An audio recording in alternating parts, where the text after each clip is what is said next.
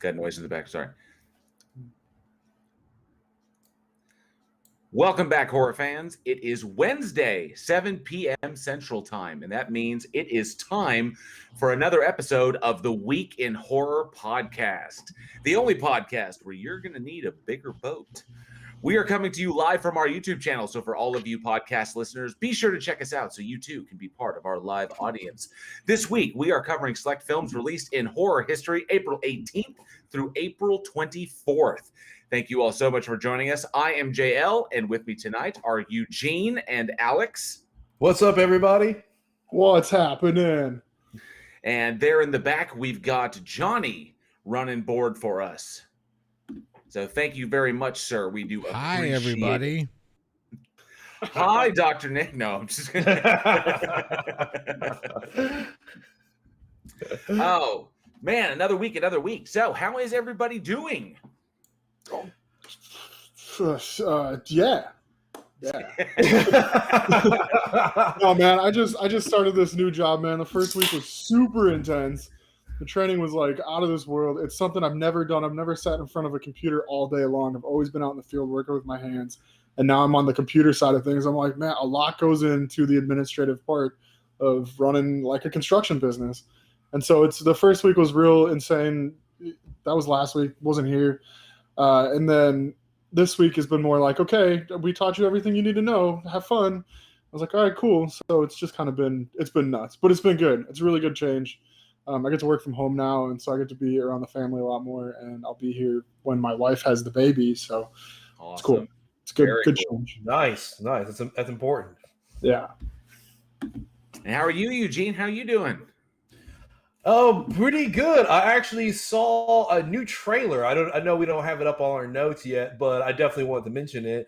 The Army of the Dead trailer came out, I think, yesterday. Yes, I did see that. Zombie tiger. Yes, zombie tigers. What do zombies need? They need tigers. That's why. I don't know why they haven't thought of that before. It seems like a pretty obvious fucking choice. Like, yeah, like now I'm just like, well, how come we haven't had zombie tigers sooner? why isn't this a thing? I'll tell you, so the more I see from this movie, and it's shocking because Zack Snyder has had such a god-awful track record as of recent.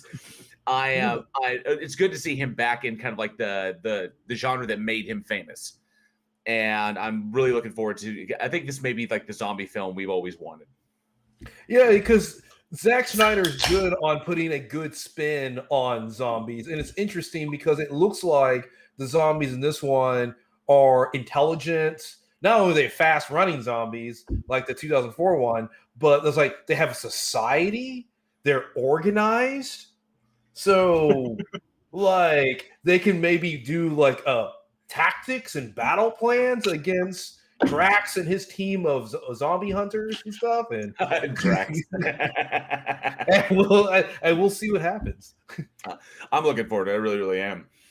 All right, and I'm doing good as well. Just getting stuff done. I'm going to drop a new video on my personal channel here that I finally got done. It took forever, but that's what it does. That's what it takes to put out quality content.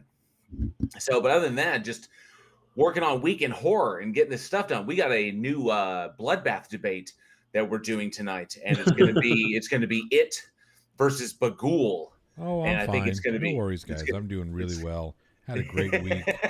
Lots of interesting things going on. And, Johnny, can they even hear you? Yeah, they can hear me. Oh, okay. Yeah, okay. We didn't forget about you. We just don't care. Yeah, I know. That's why I didn't care to interrupt. I honestly thought he leave me behind. I thought he muted himself. I seriously thought he muted himself. I promise. I was like, I heard the kid. I was like, the kids are going in the background. That's cool. And I was like, I thought he had to mute himself. I did. What's up, Johnny? I'll go back to my corner now. Okay, but no. To give Johnny the credit, I do apologize for jumping forward, but Johnny's recently been busting his ass doing the journalism thing for his channel, The Plot Hole, and his format is absolutely stellar. And he's gotten pretty heavy into the moderation and actually diving into like legitimate news regarding our fellow YouTube creators and other stuff going on. And he is busting his tail, being like full on journalism to doing it right. and that shit will take it out of you. So for him to be here running board for us is absolutely amazing. He told me he needed a break because that stuff can wear you out. So I'm so glad that you're here, dude. Johnny, it really is good to be here. Yeah, like I said, this is my dessert for the week. So sweet. Johnny, I played the episode you did on the plot hole about the Karens. Both of them actually. Just over my speakers because I was driving, and I was laughing so freaking hard, and this lady was staring at me, and I mouthed to her, I was like, "Don't be a Karen."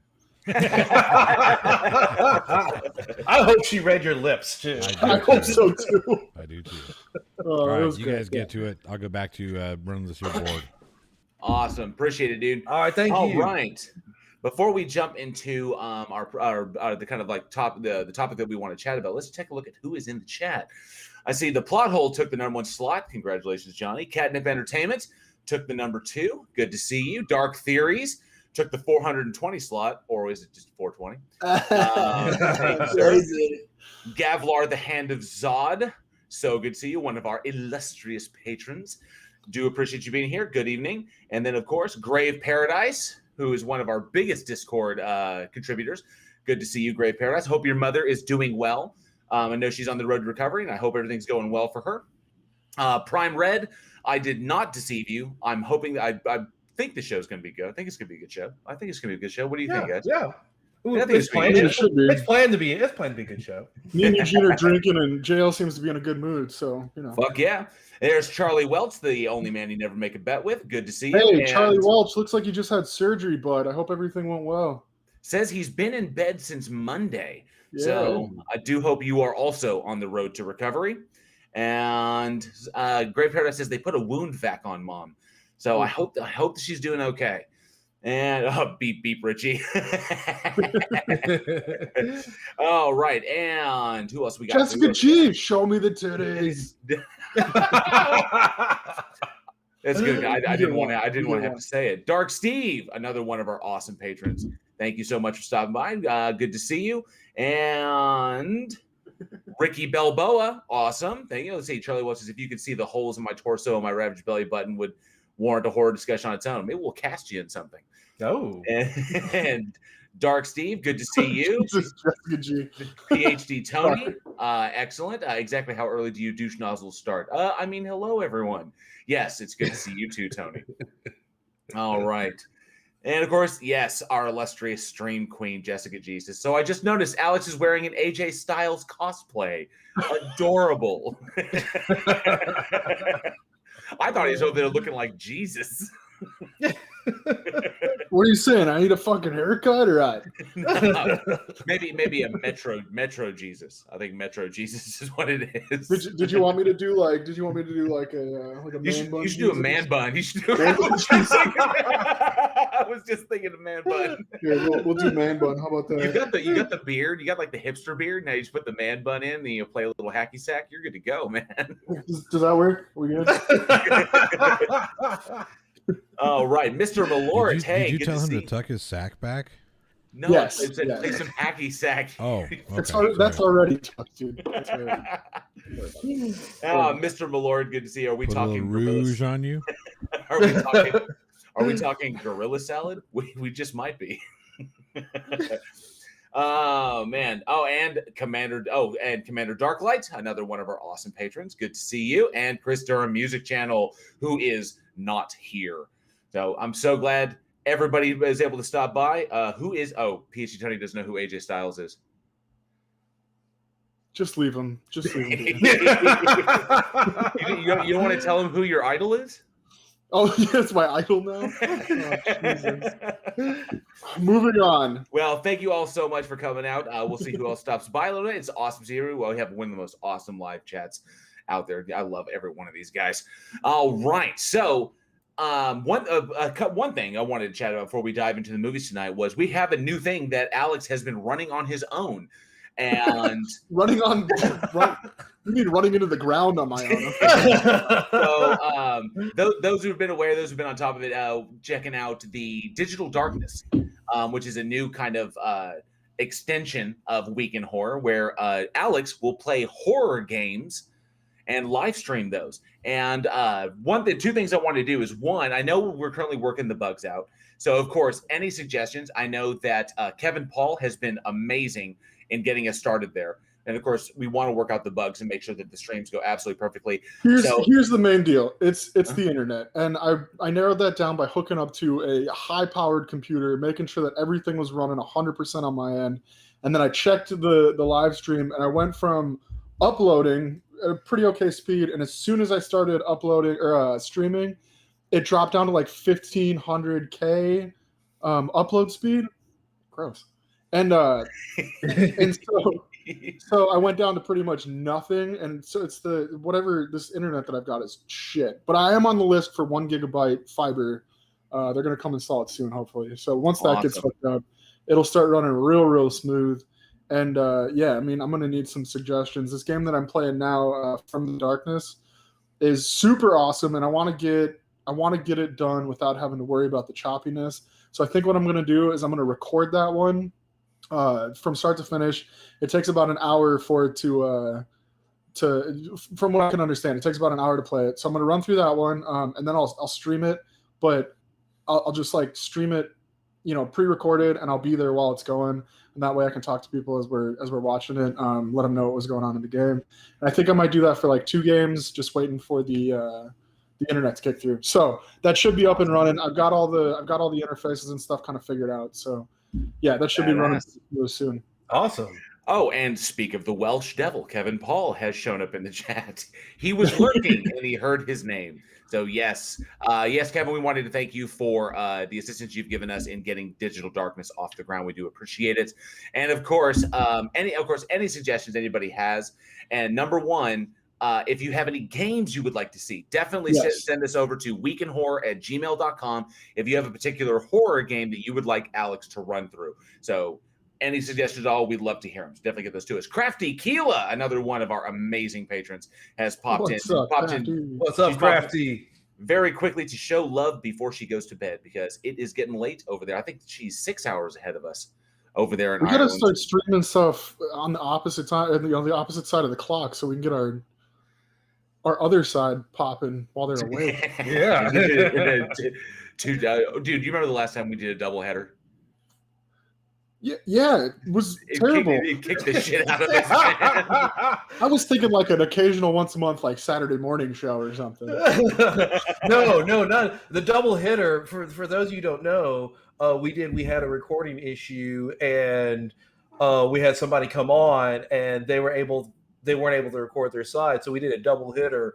And I think so. We were doing 5 movies at the time, and so on the second one. And on like movie 9, we're just like, what did you think about it? It was okay.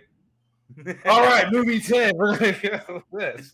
We had zero fucking energy whatsoever. It was brutal. Jesus Christ, we are getting torn up in the fucking chat. First of all, Crafty, 16 watching and 8 likes is shameful. Thank you. Smash that like button. It really helps us out. That's my dirty shill. It's only 17 minutes, not even 13. Get out of here. Oh, let's see. I saw PhD Tony say something. PhD Tony says, Week in Horror, you want to see a horror in gaming? Check out me playing video games with Jessica G. The mortality rate among viewers is really high. It's so metal. Hey, Grave Paradise, what do you mean by a game list? Like a list of games that I'm going to play so you know what's going on in the future? That might be helpful. Kind of like we do when we announce the next 4 movies we're going to talk about. I think Grave was the one that suggested that in the first place. Sweet. Grave likes to be on top of stuff. That's for sure. Fucking A. Yeah. So if you want something truly frightening, make sure you ask Jessica G and PhD Tony about their encounter. That sounds. No, Jessica G asked. They were doing a stream together, and Jessica G asked PhD Tony, "Is it in yet?" And PhD Tony was like, "Yeah, it's in." And apparently that was a thing. If you gotta ask, you don't need to be there. So Kevin Paul says, only thing you need for that now is really a faster connection. Always happy to help when I can. Thank you so much. And he will be lurking in the back. So, hey, JL, real quick before we get started, I drove by that house that I was telling you about out in Denton, Texas. No shit, sweet. The YouTube channel is called 200 Truths. Okay. Okay, I just wanted to get that out there because I was going to forget, but I remembered today, and the whole house is covered in like graffiti of the Earth is flat shit. So I don't know if you want to clear that up at some point. Gotcha. So yeah, I just wanted to throw that out there on record so that I never. That's a horror show we visited once. We may visit it again. You and me should go there with cameras at night and kind of do like a weird, like found footage type. Let's see here. Charlie Wood says this is a safe place. So tired of hearing about fundraisers and Hovind is on modern day art. Oh, that's just terrible. Wow. Yes. Oh, Real Life is a horror show that makes you sad. Week in Horror is a horror show that makes you happy, and we are glad that every one of you are. Shut up! Everyone is here. Shh! Don't tell them. Don't spoil the illusion. Hey, people like being sad. That's the come get me. What the fucking allure words? Anyways, Crafty Keela, who is also appeared in our abattoir, apparently has a video coming up soon. So definitely check out her channel, Crafty Keela, on YouTube. That should be subscribed to her channel like 3 times, and it keeps unsubscribing me. So you're just not worthy, I guess. All right, awesome. Well, as Alex likes to say, and I like to quote him, we are here to talk about fucking horror movies. So, Eugene, what do we have up first, good sir?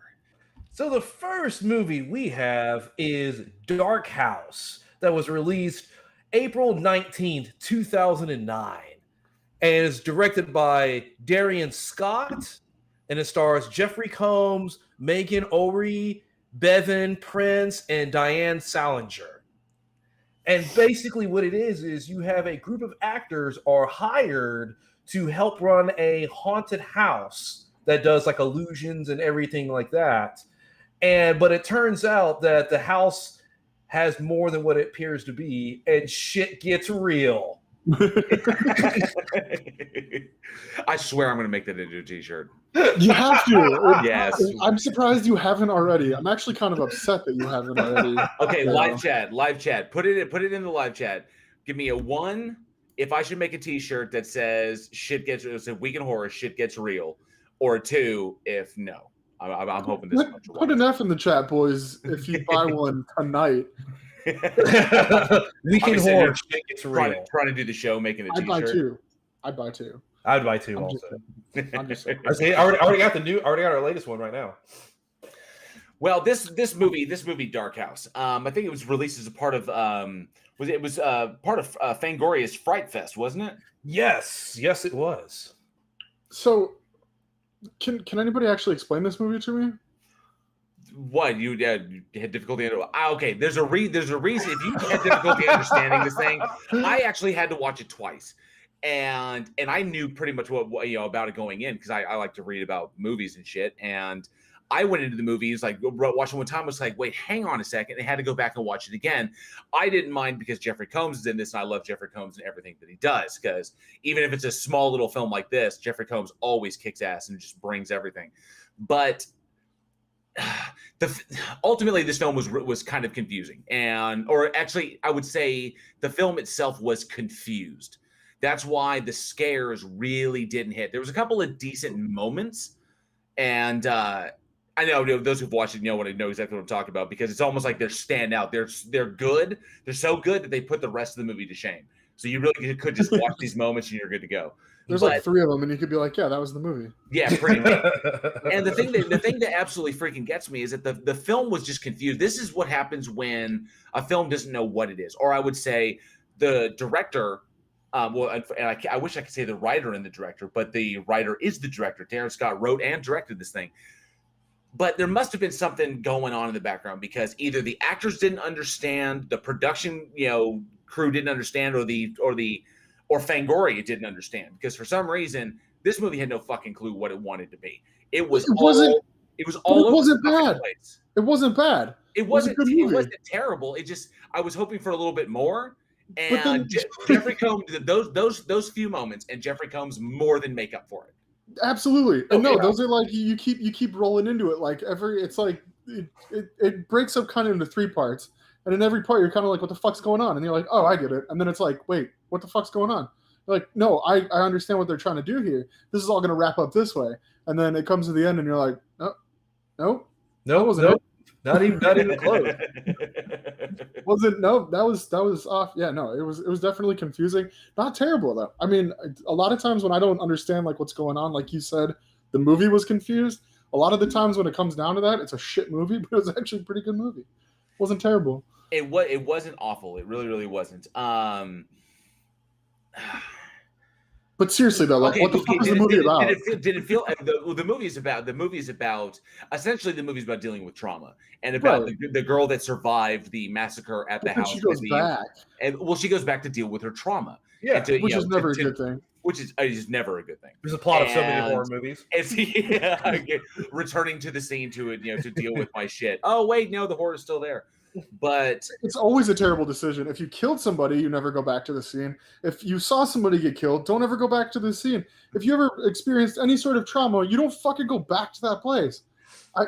Eugene, you've been on one end, the military side of it. I've been in a situation that caused PTSD. You never want to fucking go back to that place. Why would you do that? I never want to go back to Afghanistan. Fuck that place. Well, I think it's masochist, man. I think you're like, why am I getting hurt? Yeah, I think it's immersion therapy. That's why she went with friends. That's why she went with friends, which turns out to be fucking cannon fodder. Yeah. That's a very good fucking way of putting that situation. Thank you. So, but ultimately, I dug the concept. The way it was trying to be twisty, I thought was a little bit telegraphed. But ultimately, like I said, this comes down to the confusion. I'm pretty sure.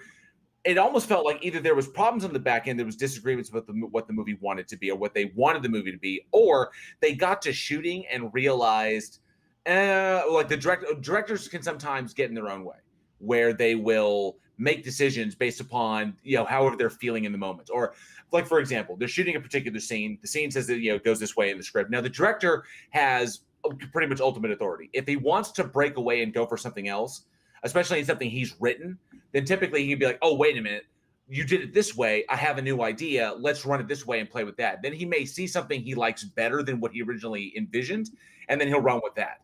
And then an undisciplined director can kind of fuck up their own shit simply because they saw something really, really cool in the moment. They realized, it was really good, but we can't use that. That doesn't really fit with the way the script was or the scene itself or the context of the film. So we have to set that aside and then go with what we intend. But sometimes directors get excited and they see something really, really neat and they don't want to lose it, because I know you as well, Eugene, leaving shit on the cutting room floor, that is painful. It sucks, and it's hard when you're filming and all of a sudden you catch something and it's like, man, it's a great moment. And that's a great line improv, or great blocking adjust, or just something like that. You can have these great moments. And the thing is because most of the time you're shooting these shots, maybe you have two cameras running at a time. You're like, oh man, this is a great thing for that moment. But you shot your previous scene 2 weeks earlier and it doesn't work with what you already filmed. Yeah. You could have shot the previous and shot the scene that happens afterwards already. So you're shooting scene 13, scene 12, scene 14 is already done. You have this thing that works, and you have to go, it won't translate in 14. So you have to really keep that. You have to keep the feel of the film. You can't just grab at all these moments, and then when you put it together, it doesn't work. Here, Eugene, real quick, interview time. Has there ever been a time while you were making a movie that you had a scene that you absolutely loved, but you knew that it was not going to work out, and so you had to scrap it? One, how did that make you feel? And two, what was the thought process about using that scene in another movie?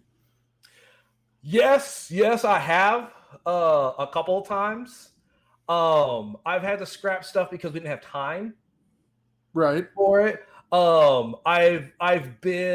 There's one time we had a continuity issue with wardrobe. So we filmed, it was like 3 or 4 shots we filmed and the character's supposed to have a tie on and they didn't. Oops. And then the art department lost a tie. Whole other story. whole other different story. Yeah.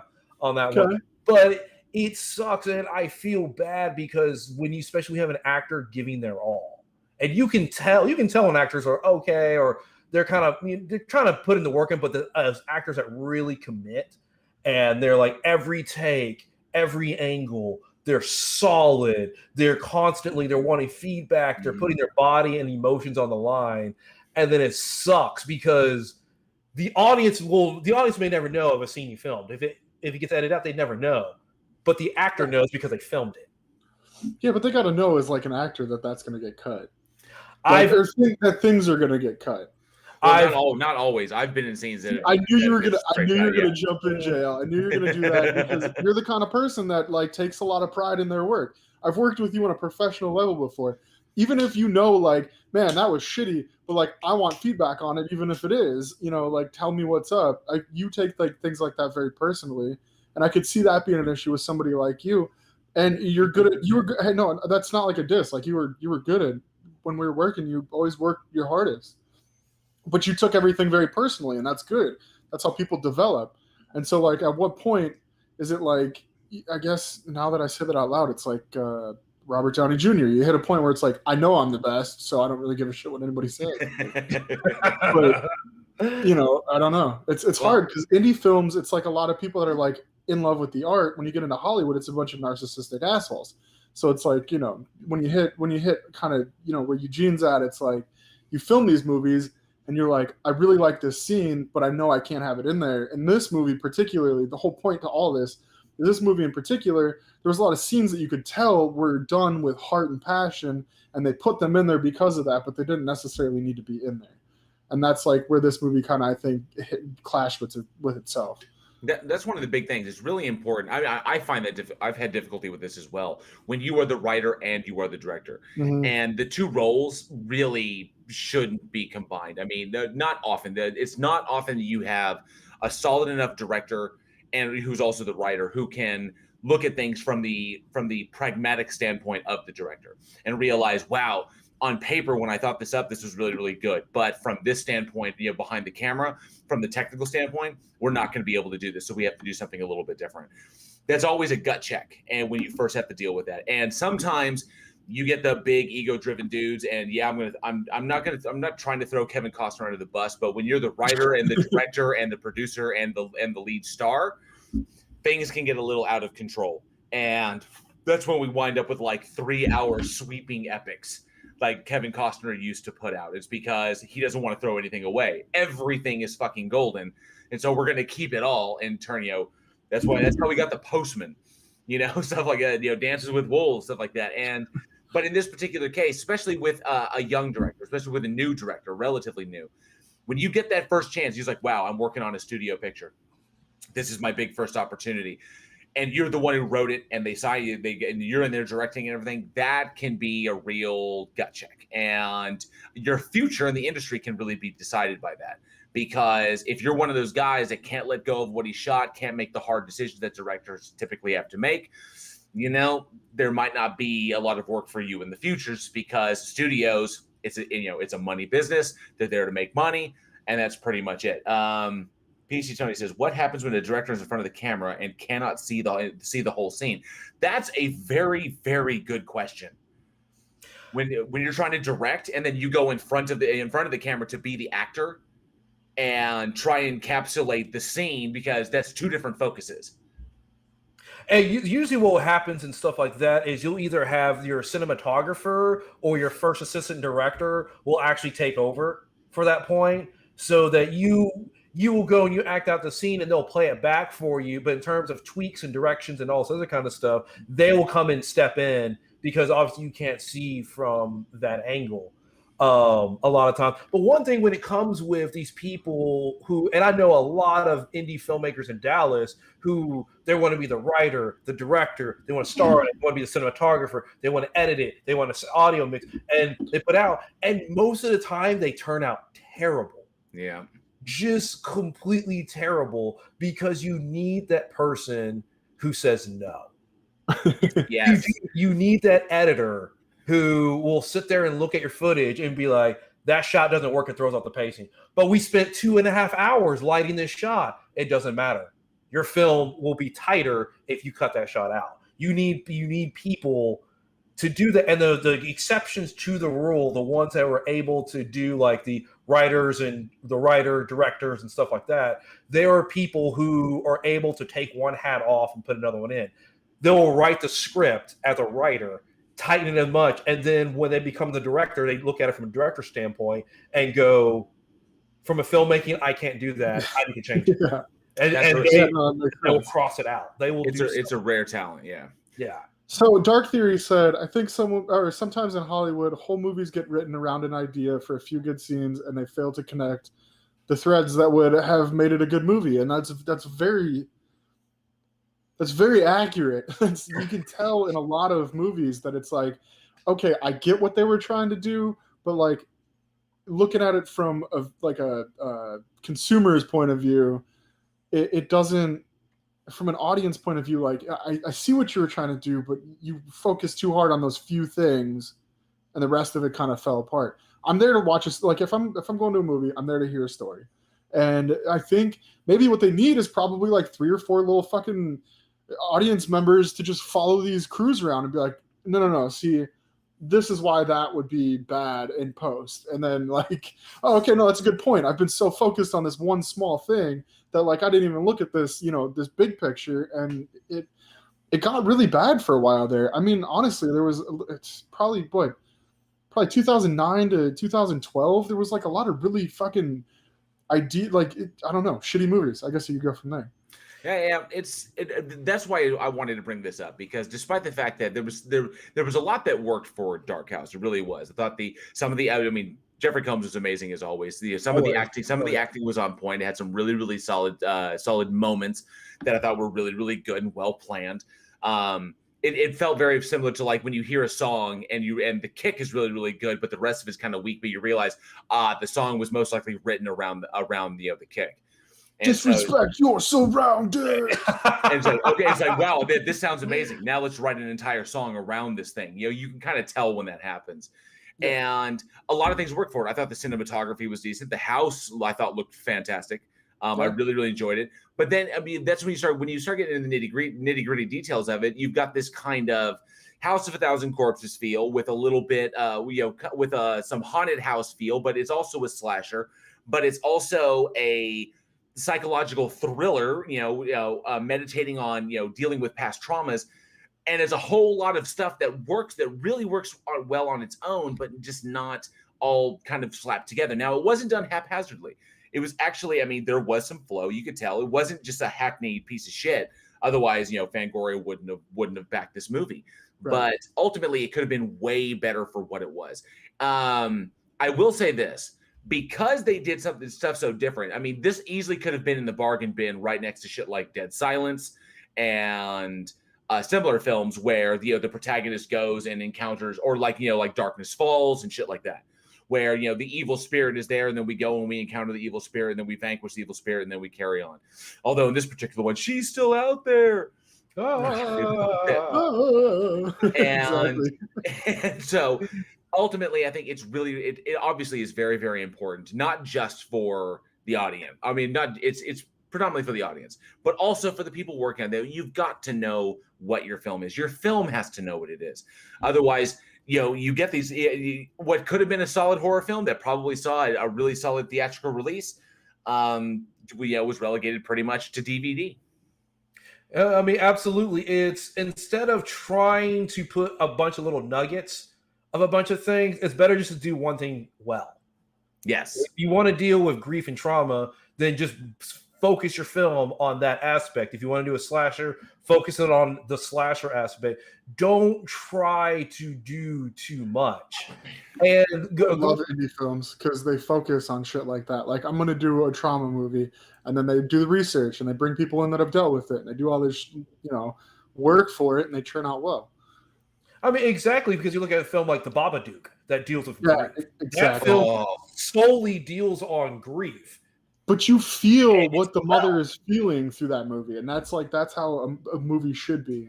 God, that movie kicked me straight in the feels. That was terrifying and heartbreaking at the same time. That is an idea. That right there is an example. Babadook is an excellent example of a film that knows precisely what it is.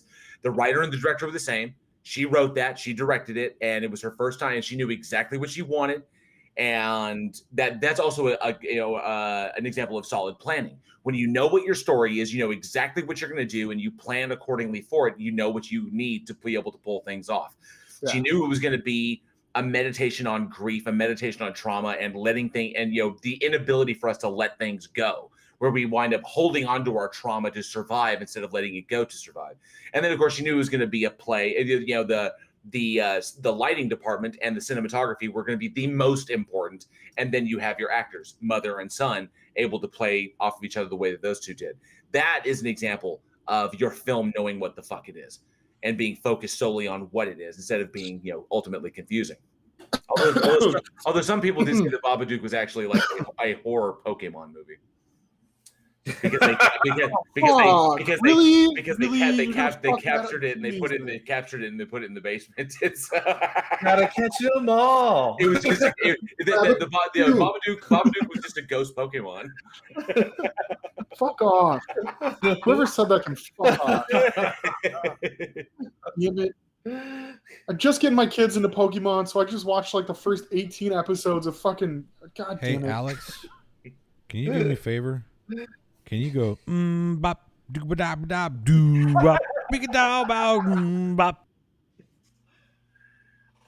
He's not. Bop bop bop boo bop. Yeah, there you go. Fucking hilarious. If I see that anywhere on the internet, I want $5. Anyways, Commander Darklight almost made me choke on my drink of choice when he said, "When you squeeze a bunch of nuggets together, you end up with a turd." Okay. I first read that and I didn't know. What the fuck was he? Oh, wait, the nuggets all spread. Yeah, okay, yeah. Yeah. Now I get the imagery. He wasn't clicking there for a second. I was like, okay, let me match all. Oh, God. Oh, yeah. Yeah. Johnny, could everybody hear you when you pulled that right there? They should be able to, yeah. Oh, okay. Awesome. All right. I just didn't want it to look like I was just like looking into the sky and all of a sudden started fucking quoting Hanson. That would have been so much better. I must say, that would have been so much better. Jinju has joined us, the winner of our last last week's trivia contest. So welcome, Jinju. Good to see you. Oh, Jinju, what's up? What's up? But otherwise, I thought Dark House was decent. Definitely, I mean, if you're a fan of these types of films, of both the ghost story and the haunted house story, and of course, some really, really decent acting from Jeffrey Combs. If you're a big fan of him, then definitely don't miss this one.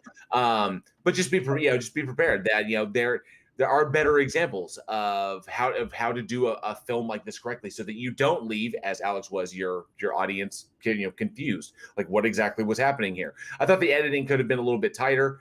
Oh yeah, that's also kind of the importance of it, because there was that kind of confusing, considering it was moving between it moved between the future and the past, and of course the girls returning. There was actually two girls returning to the house to deal with trauma, and that once you're when all the craziness going on in the middle of the film, that can kind of get lost in the third act. It's cool, you show up to a place of trauma and you're like, I'm gonna face this trauma, and somebody else shows up and they're like, yeah, I went through the same shit, and you're like, oh my god, I got a friend. We're besties. Yeah. Do we just become best friends? Yep. Why did you say that name? We got Thaddeus Cossey showed up late. Welcome. Better late than never. Dude, that's my life, man. You know what? I was going for more of like a Dave Grohl thing, and now I'm getting like Jesus and Mbop, and I'm kind of like, all right, do I just put it away? No, let's let it hang out. I'm not wearing the hat tonight, guys, because it's fucking disgusting. Like, it's gross. Anyways.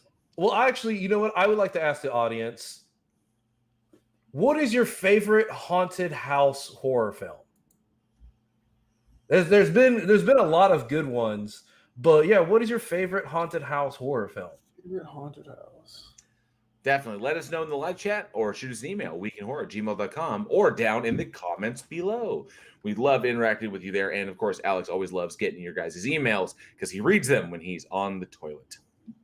It's really like, never mind. I can't say stuff like that. I just started at this show. It's I mean, after the 900th time of reading everybody poops, this gives him something different to write. Seriously, man.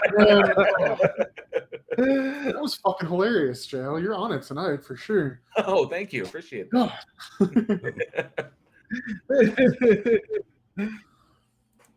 All right. I'm excited to talk about this. Absolutely. Next one. So, Alex, what do we got? Get it? Silence, because we're talking about Silent Hill. You're adorable. I thought you were just about to fire me. Anyways. I could never do that. April 21st, the day after Blaze It, 2006. It's been a weird week, guys. We're going to talk about Silent Hill, which is fitting because it's based off a video game. I've been doing this Digital Darkness shit. Maybe I should. It's almost like I planned that. Maybe I should play this game. I didn't even think about playing this game until JL was like, because the Digital Dark. I was like, oh fuck, man. Oh shit, you could do like an emulator. I could. The old school original. I just PlayStation downloaded one, an emulator on my computer for the kids to play Pokemon. I'm not kidding. I went through a Pokemon thing. Anyways. Love it. So Silent Hill, directed by Christoph Gans. Gans? Gons. It's Gans. I've never actually heard it out loud. So we've got, I'm going to fuck up Rada Mitchell's name. Sean Bean, Laurie Holden, Deborah Unger. Oh my God, I never put that together. Huh. I could hear the audience roll their eyes. Kim Coates and Tanya Allen. Alice Cringe. Yeah, that's what I said. You said cringe. No, I said Coronas. Anyways. This movie, obviously, I'm sure everybody has seen this except for probably PhD Tony because, him and his little bit. I think PhD Tony hails from Silent Hill. Really? Yeah, he's one of those ageless beings that kind of has always just been there, kind of hangs out on the side. He's drags shit behind him because he's too lazy to pick it up and feeds off of the energy of others. Got it. A woman, Rose, loses her daughter because she's negligent.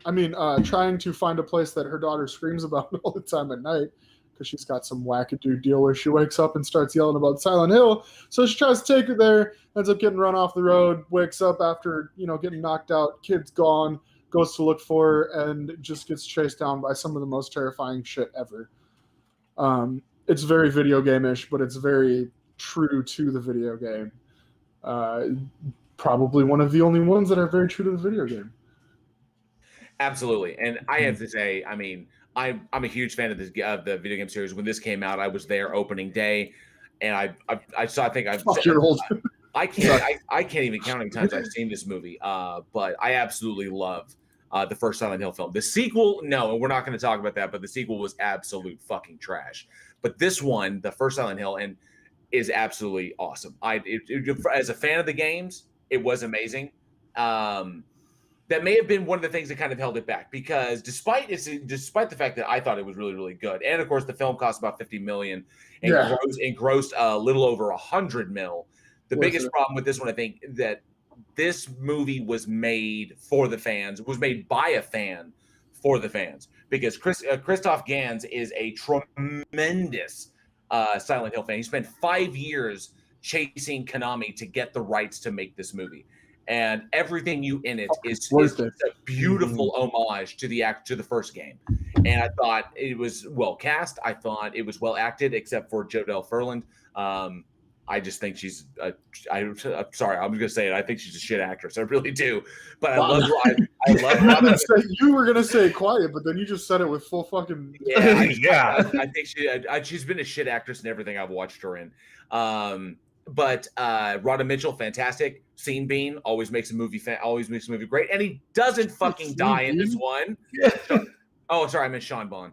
But he doesn't fucking die in this one, which is amazing. Is it the only movie? Is it the only movie he doesn't die? It's one of the few. one of the very few. It's one of the few he does die in, and then of course, excellent character actors. Alice Cridge, Deborah Unger, Kim Coates, everybody was there just to fill this movie out and make it incredible. I fucking loved it. But like I said, probably one of the big things that held it back was the fact that this was a fan making the movie for fans. That's why we all loved it, but a lot of the major public, they just didn't grab it. It may have been a stumbling block, but I honestly don't give a fuck. I fucking love this movie.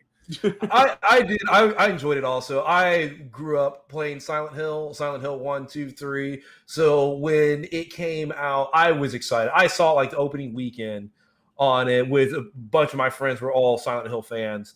And I enjoyed it. I enjoyed it a lot. And you're right. It was something specifically for the Silent Hill fans. First of all, I like to do a shout out to one of the best video game soundtracks, who's composed by Akira Yamaoka. I think how you pronounce it.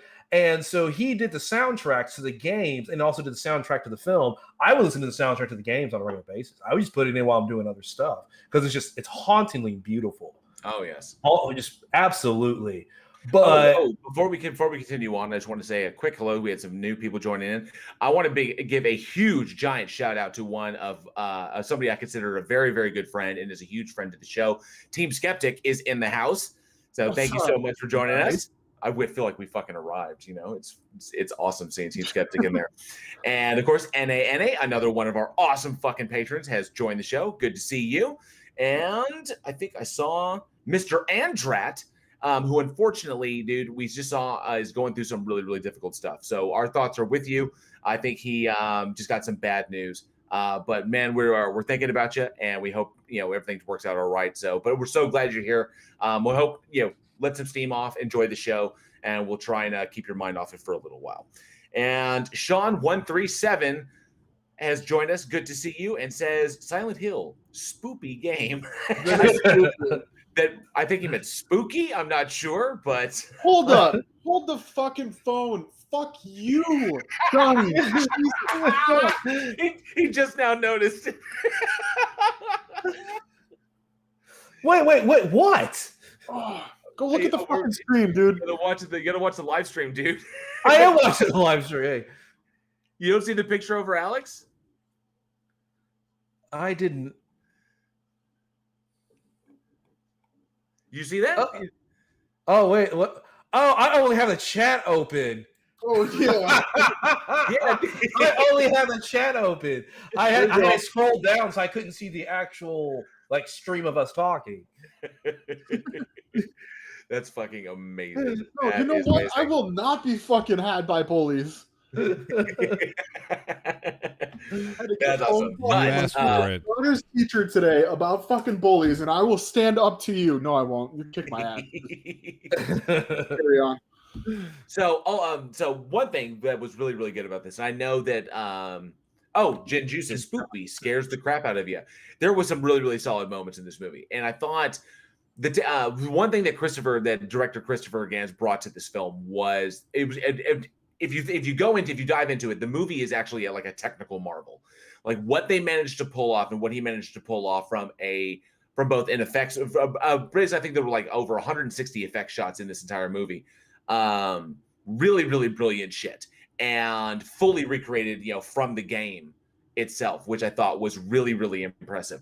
What was one of the something cool that he did is the director Christopher brought in a 40-inch screen television and hooked up a PlayStation 2 to it and actually played the game so that the crew and the cast could watch it and get a feel for the angles that he wanted to shoot at, like when Rose is running through Silent Hill, we get those like static angles, from a distance. We see her run across them the wide, or down there at the ground, angled up. This is all stuff that's inspired by the game. Not to mention the technical mastery of creating the environment of Silent Hill itself, both the light and the dark.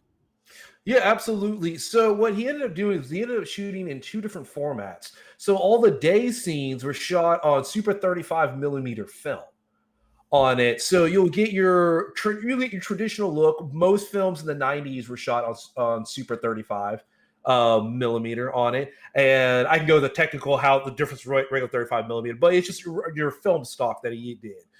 But for the nights, to give it almost like a more video game look, because film has a natural kind of haze to it, Whereas when you look at, say, high def video, stuff that's pure digital, it's very sharp and very crisp to it. And so it translates to that video, because the video games are the same way. So at night, he shot on actual high def video on it, and then was able to overlay the effects on top of that. That's why it transitions it feels like that video game when the night part comes across.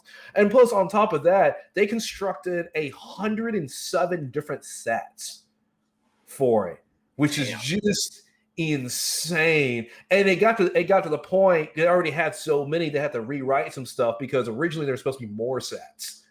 But he ended up like, okay, well, all right, we got to kind of scale back just a little bit to make sure we fit within budget on top of that. But yeah, I mean, he really put a lot of thought. You just see him sitting there like looking at all the sets, and he's like, "Fuck, maybe we should take a couple away." I knew that for budgetary reasons that there were some things that were altered. I think the original ending would have had, because the ending that we got in for anybody, because this film came out in 2006, so I think the moratorium on spoilers is over. But for the original ending, you have the big barbed wire scene, where Alessa comes up out of the ground, and there's the two versions. There's the one that's hospitalized, and the one that's in the bed, and then the little dark Alessa, which is like the god Samael. And then, of course, you have the scene where she's in the bed, and then all the barbed wire comes out, rips people apart, and like fucking rapes Alice Graves with the fucking brutal as shit. God, I remember seeing that for the first time. That was a wicked fucking scene. But there was originally supposed to be, the ending was supposed to have like 6 pyramid heads in it, I think, that converge. I think that we're supposed to converge on the cultists. It's like 6 red pyramid heads would appear inside the church, and each would be carrying a different weapon, and when they would rip through the cult members in glorious fashion. But unfortunately, pyramid head, we got a good amount of them. I think the skin ripping scene was pretty balls. I think the flame scene, that was fucking rough. That was fucking crazy. But that's the one thing I dug about this was there was just little moments with Rose waking up in the diner, parallels when Harry woke up. Rose woke up in the bowling alley. Parallels when Harry woke up in the diner to Ring of Fire. The exact same, and of course Laurie Holden, dead ringer for Sybil from the game, from the officer, from the cop in the game. All the little things that they pulled that were just brilliant, that I thought were fantastic. This is where the love of what you're making comes into it, and I think anybody who hasn't seen it definitely needs to see it. You can skip the fucking sequel, but definitely check this one out. As a filmmaker, there's a lot you can learn from this, especially with kind of set design and production design. Creating the Silent Hill with the because a lot of them were set extensions and backdrops that were utilized to create like the size of the city, and then of course the ash and smoke, or the raining ash in the air. I honestly, so much you can take away from this. Everywhere you turn around, you can catch something new. So maybe I'm just gushing because I love the movie so fucking much. I was just thinking about it. You're like talking about it. I'm going through it. I'm like, man, they really did put a shitload into the fucking set on this. Like, yes. And then you think that now we're talking about the day, but then the night version. You think about the set construction that went into that in order to obviously light it as well, and to shoot it so it was nice and crisp, but to keep the shadows intact so you get some really, really solid. The bathroom scene was absolutely phenomenal. I love God. Yeah. That one sticks with you. Insane. So here's the thing on this movie. Like, I saw this 2006. I was 16 years old. Like, I was a fucking teenager going through my emo phase, and I was like, okay, this is like I watch scary movies to be edgy and stuff. And so honestly, on this one, there was a girl in my house, and my best friend was over at the same time, and I was like fucking terrified. At the end of it, I was like, oh my God, like I'm actually scared. I don't know what to do. And it was, I don't know. She ended up dating my friend instead. So so here's an interesting question, and this just kind of popped in my head. I want to ask you guys. So you're familiar with playing the game Silent Hill, and I'm sure that people in chat are familiar with playing the games well. And the games are famous for having multiple endings, right? Yes. So you can have your good ending, your medium ending, your bad ending, and then of course I think there are like alien abduction endings as well.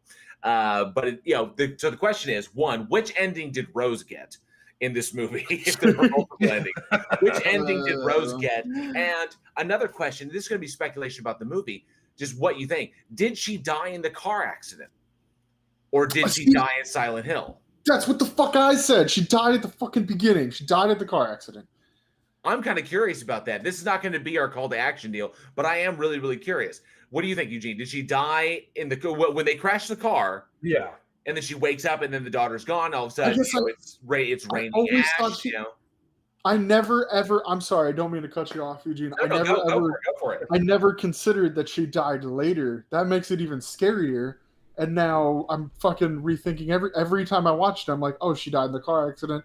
This is all, but not. None of you, I guarantee you, none of you considered that she died before the car accident. Well, I was sitting there. I saw you put that up in the chat. I saw you put that up in the chat, Johnny. But I can't think of a moment in there where she died before because she pretty much got in the car. She drove down there with the daughter. They stop at the gas station. Wait, the daughter killed her. No. They drive. They're driving to Silent Hill, and they stop at the gas station where they first encounter Sybil. Then they drive into it, and then they slam through the gates. But then Alessa, the fake Alessa or the evil Alessa, runs in front of the car. They spin the car out and crash the car. Then she wakes up. She wakes up, and it's all the raining ash and shit. Johnny makes a good point because they had to go through like that. I guess technically like a portal to get to Silent Hill, and then they drove in. So why would they hit that portal? Maybe they died before they actually got there, and so the crash happened after they got into the afterlife. I guess that makes sense. It makes it scarier now that I think about it because like it could happen. Well, this is where I'm going. This is where I'm going with this because there's a scene. We're talking about the scene where no. We're talking about the scene where Rose is running in one direction and her husband and the cop are in Silent Hill. Yeah. Walking around, and the two of them pass each other. Yeah. Yeah. Okay. And he has that moment where he's like, did he feel her? Did he smell her perfume or something? She was already gone at that point. She was already in Silent Hill at the time. So Silent Hill maybe exists and she also says the fire consumed the town. They all died, and they're in their personal hells. Mushrooms are a hell of a drug. Go ahead. I never considered her dying in the car accident. I always viewed Silent Hill as like an alternate dimension that maybe exists in between our realities or something like that. So maybe in between dimensions. Yeah, maybe in between dimensions or something like that. So I always took the end as like she was already in another dimension that they never went through on it. And that the town exists in both. It's just different versions of it. That's how I always kind of saw it. Because that's the name of the town. Because they sent the baby when the daughters split off. They sent the baby out of the town, or they got the baby out of Silent Hill to the real world where she was adopted, she was raised, and then brought back to Silent Hill and transitioned back into this kind of dead world. Or maybe the evil Alessa pulled her in. I honestly have no idea. But because she leaves Silent Hill and she goes home, and it's still like misty and gray and nothing's going on. She seems, she's got that, that detached look on her face, like whatever. And obviously, the husband is home. He's waiting for her. She never shows up. And then the beautiful melancholy music plays. And so Peachy Tony says she was dead before the film. Oh, wait. Peachy Tony says she was dead before the film started. She isn't dead. It's the husband. Wait, none of them are dead. It's the audience. Oh, you fucking trolled. Oh shit, we're dead. Hey, real quick before I forget, there is a podcast called now I forgot. Oh, Small Town Horror. Oh, okay. It's by John Grills. I think it's John Grills. Small Town Horror by John Grills. Hold on. Peachy Tony says that would explain why this show sometimes seems so hellish. Yeah, I'm gonna come to your house and we're gonna have a steak and talk about this. He's so fucking mean to us. Small Town Horror by John Grills. If you go and listen to that podcast, it's kind of like it's one of those Eugene kind of like an in between realities type situation. So that just reminded me of it. Anyways, PhD Tony's gonna get a fistful. I mean, an earful. Goddamn right. Not violent.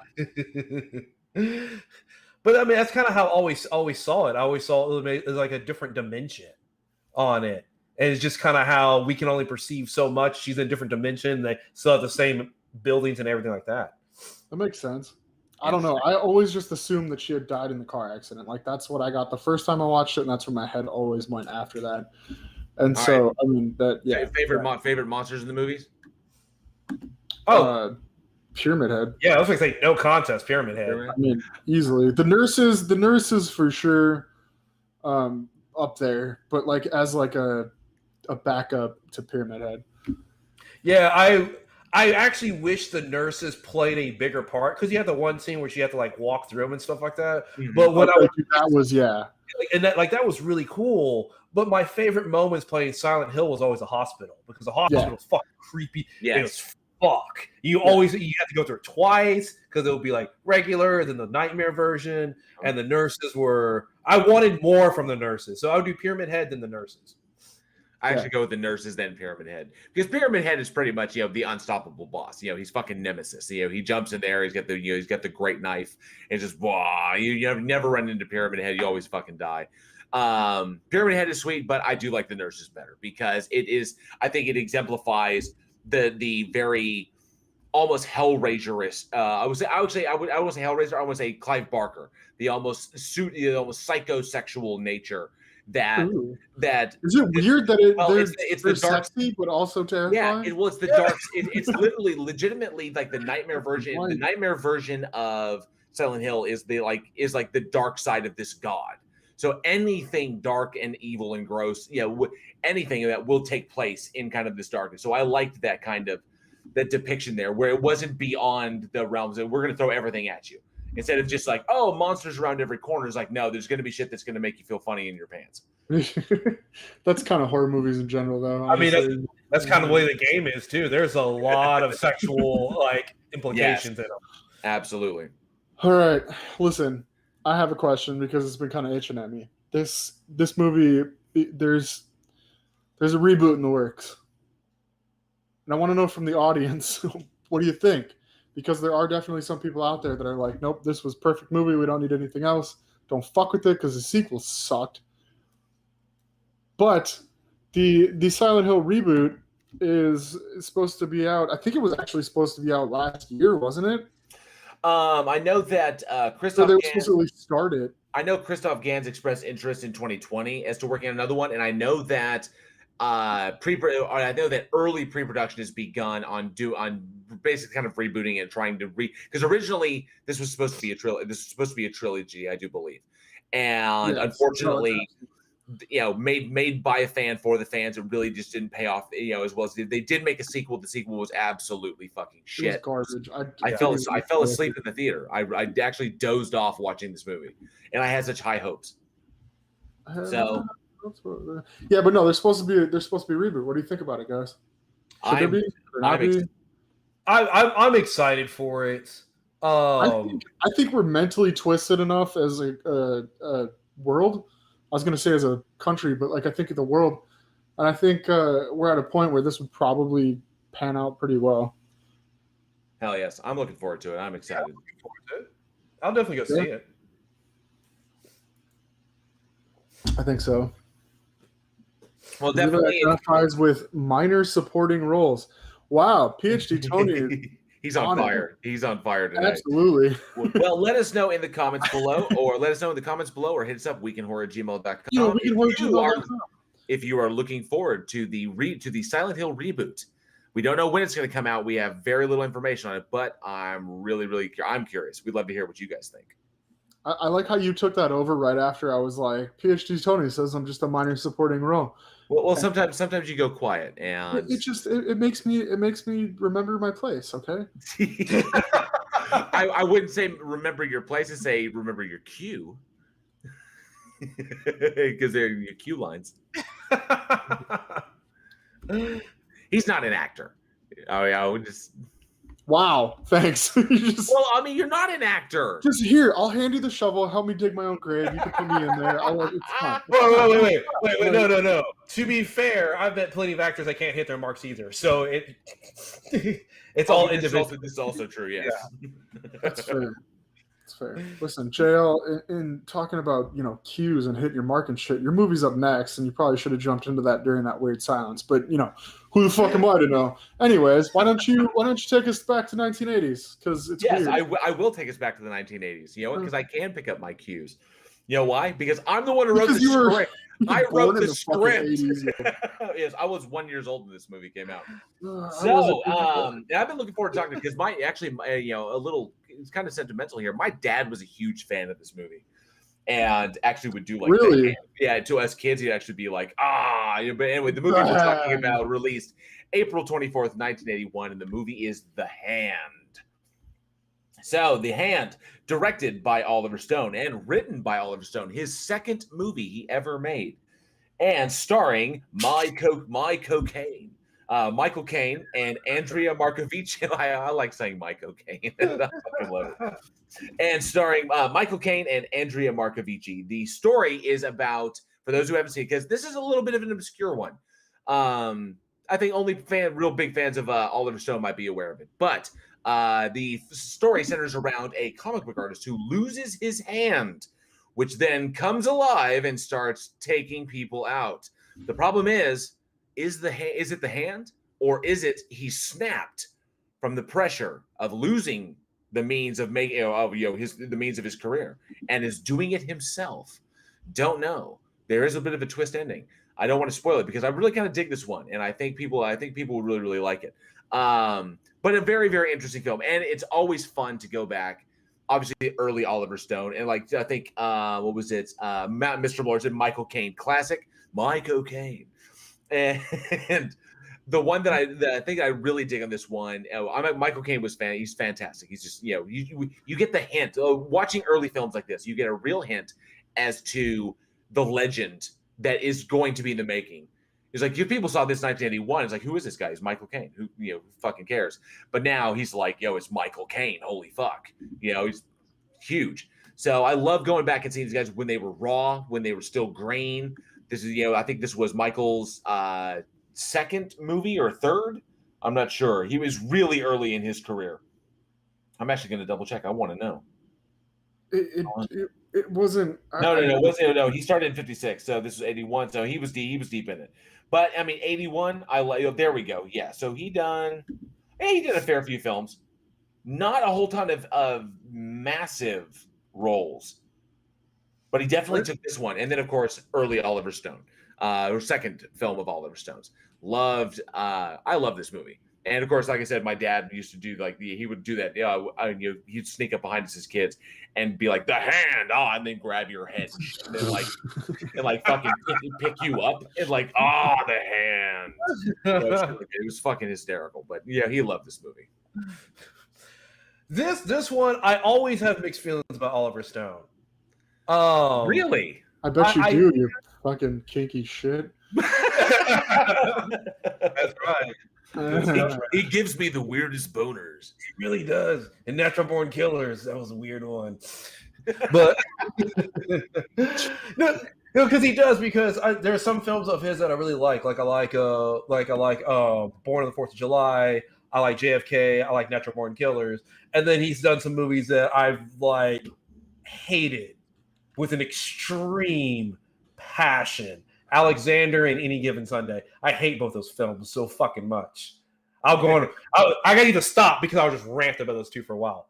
But going back to this one, I like seeing where he was coming from. The fact that it's his second film, and you can start to see little nuances of where he's coming from on it. It's always interesting watching directors their sophomore film, because usually director film, maybe they have little control, they have no name recognition, or it's something that's a real super small budget that they just work with what they got. And this one obviously has a little bit more to it. You already have Michael Caine in it, you're able to get a couple other people in it, and it wasn't bad. I mean, I enjoyed it. What, The Hand? Yeah, The Hand. I enjoyed The Hand. I thought you were talking about something else, because no, it was a good movie. Yeah, this was was. early Oliver Stone. I mean, because he hadn't become what he would become. Where it's like oh, I'm an artist and I've got things I have to say and I have to critique society and shit. Now, at this point, he's making fucking movies to make fucking movies and just building up his name. Yeah, but he knows what he's getting into. Like you said, he's not building it up like, oh, I got to put my word out. No, he wants to be a fucking director, and that's what he's gonna do, and that's what he did. I mean, shit. Yeah, because he did Seizure in '74. Yeah, and then he wrote Midnight Express, right? Which actually wasn't a bad film either. But then second film was this one. Then he turned, and then after this, he followed up by writing Conan the Barbarian. Right. Well, and then you get that. I bet a lot of people. I don't know. Did people not like this movie? No, it kind of flew under the radar. It was one of those little early '80s psychological horrors. You think about this, in 1981, what was coming out? I mean, 1980 you already had Friday the 13th. It was all slashers and shit. Yeah, it was the slasher. It was the age of the slasher. This is 1 year after the big ones. You've got Texas Chainsaw Massacre is already out, and I think a sequel was already out as well. Then you've got Halloween, who came out in '79. I think Halloween 2 was already out as well, and that one was actually as good as the first film. And then you've got Friday the 13th and The Burning and a number of films.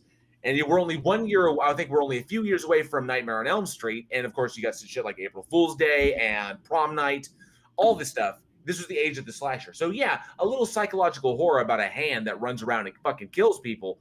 That's probably going to go under the radar. Although, let's see, I can name on one hand, pun intended. You got Idle Hands. You've got Thing from the Addams Family, and then you've got that's where Thing was. Right. And so there's not. It's a good idea. It's different. It's out there from everything else, and then you get into the aspect because it's not just about that. I mean, it is, but at the same time, like you said, it was like, it's psychological. You start out, okay, here's this thing, and then it starts to slowly digress, and you slowly start to digress with it, and the way that this movie plays out. From start to finish, at the end of it, you stop the movie and you're like, oh, whoa, okay, sorry, I was just watching a movie. That's because, like I said, this was great. I watched this 2 days ago, and it was like I ended up at the end of it like, I thought it was, I don't know, it was very good. I know I'm stumbling over my words, but it started out, I was okay, and I was like, this is kind of weird, it's another '80s movie. And at the end of it, I was like, should I watch it again? It's like, yeah.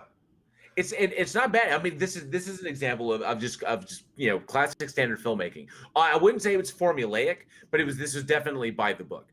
You don't take a lot of huge chances. I mean, new formula. You want to take risks. Every director wants to take risks with their product, but when you're this early in your career, you don't take giant risks, which is why the film pretty much plays. It does leave up the whole, the descent into madness, the unreliable narrator, which is a literary trope and a film trope that I absolutely love.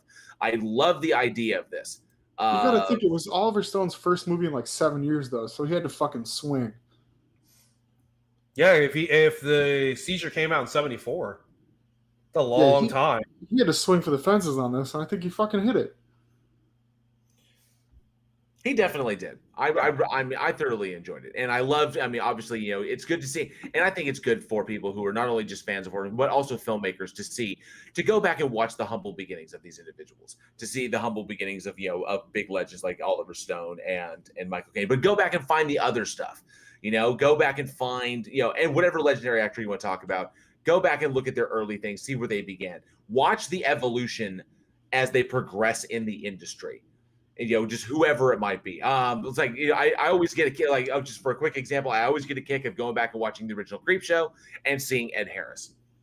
Yeah, because holy shit, fucking Ed Harris. Because the dude looks like it's older than fucking sin right now. But I go back and watch him, and watching him '70s dance, and that fucking shirt is just amazing. You get to see shit like that when these people they were just actors.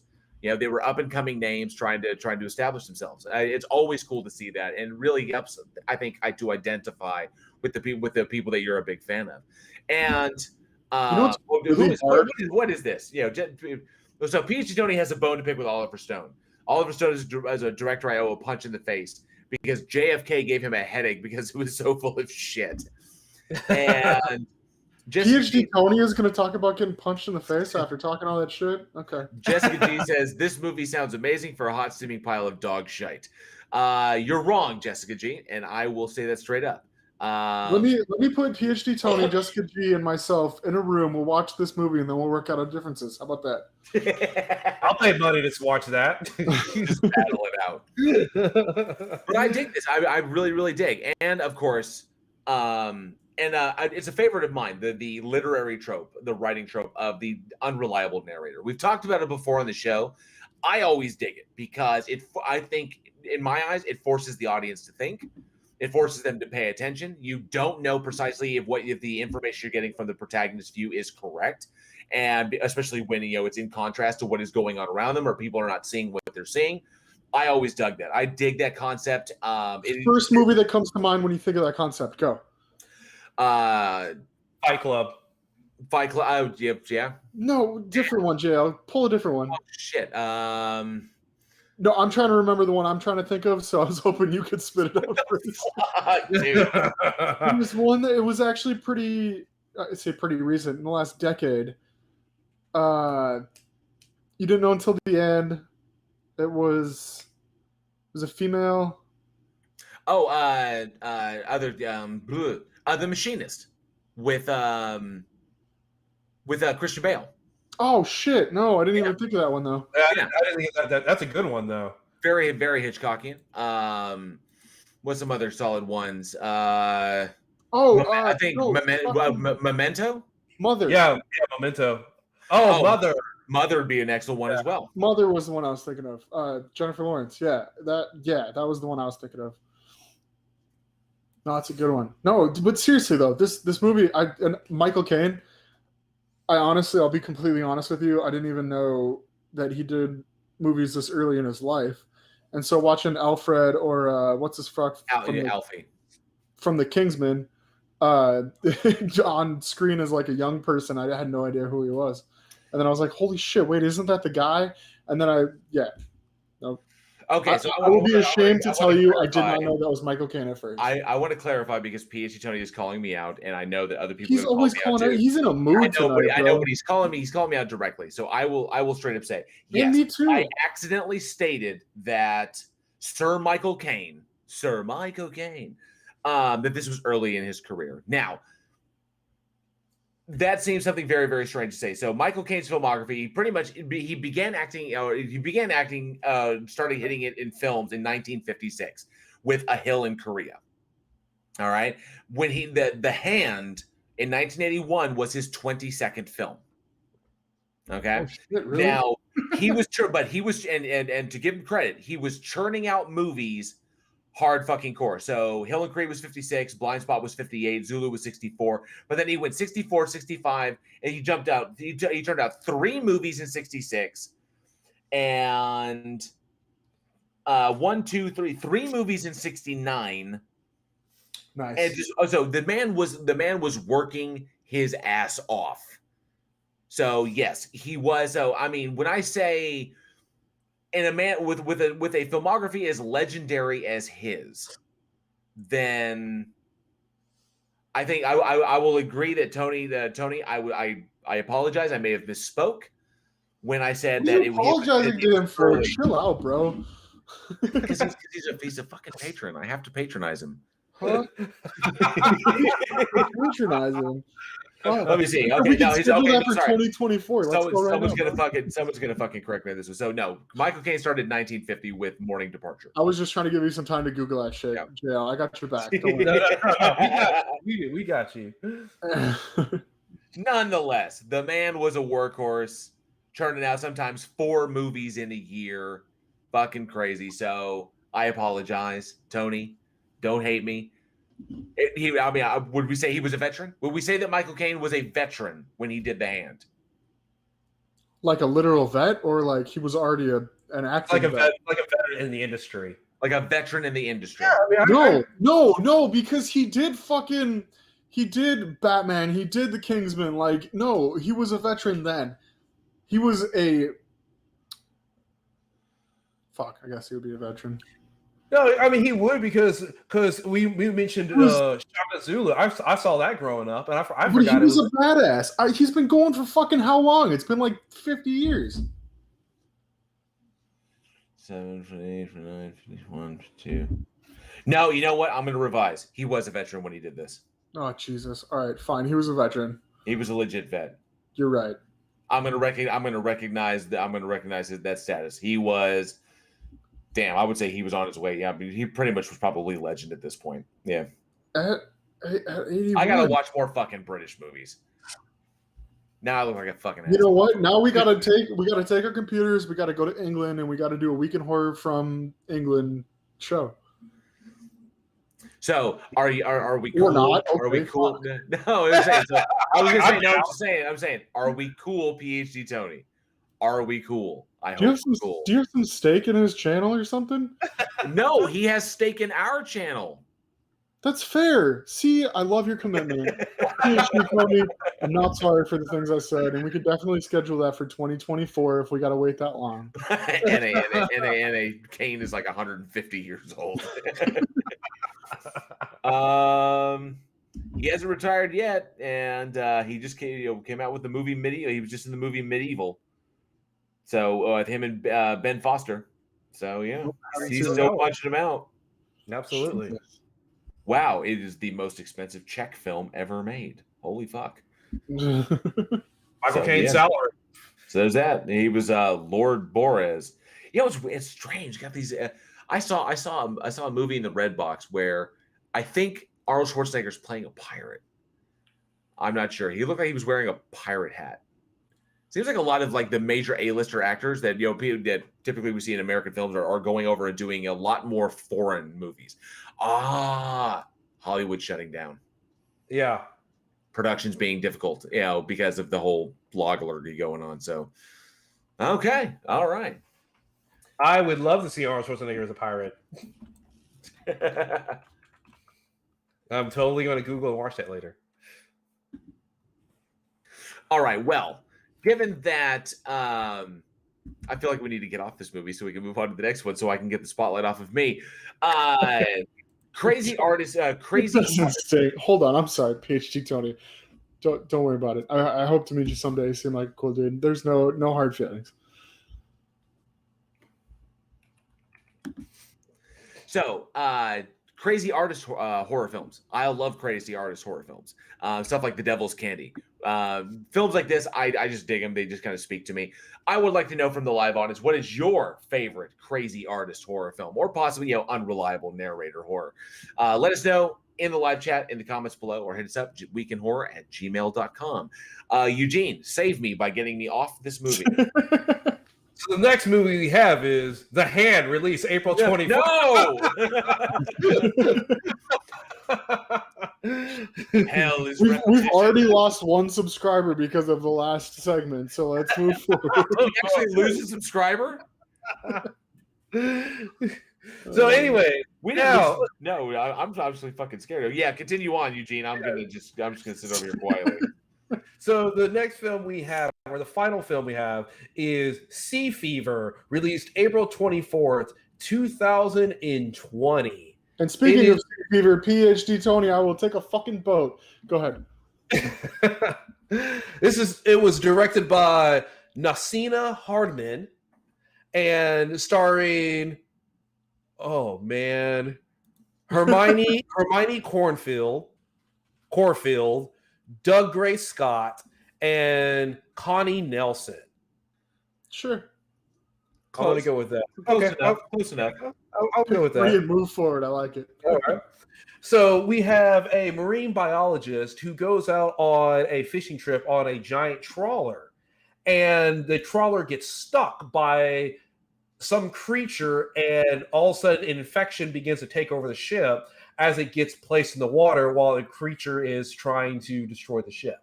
So you have an infection that infects people and a creature trying to eat away at the boat to try to sink it. Huh. And shit gets real. Huh. It's almost like this feels very familiar. People people getting sick and and infected and having to stay away from it. Where have I experienced this before? I don't know if you're talking about real life or the 17 other movies that did this in the last 10 years. I was impressed. I actually really dug this one, not just because it's timely, but this was I like ocean horror films. Not just for What's your favorite newest one? my favorite newest one. Yeah. Underwater. Okay, what was the one with Blake Lively? That was shark. bad. I guess it was a nature horror. No, I almost said 47 meters, but that one's Mandy Moore and the chick. No, 47 meters was fucking great. 47 meters. I thought the one with Blake Lively was better. I honestly did. Plus, because of Blake Lively, or kind of.